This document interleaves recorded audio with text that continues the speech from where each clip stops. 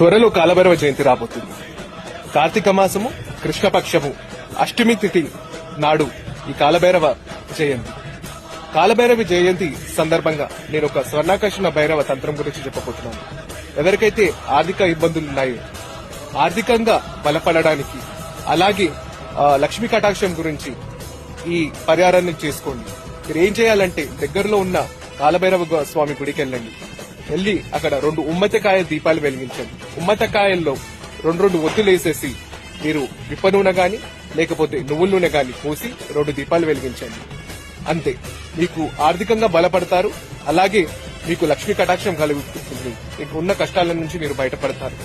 ఎవరికైతే కాలభైరవ స్వామి గుడి అందుబాటులో లేదో వాళ్ళు శివాలయంలో కూడా ఈ పరిహారం చేసుకోవచ్చు. తప్పకుండా ఈ పరిహారం చేసుకోండి. లక్ష్మీ కటాక్షం పొందండి. హర్ హర్ మహాదేవ్, జయ మా గోరఖాల్.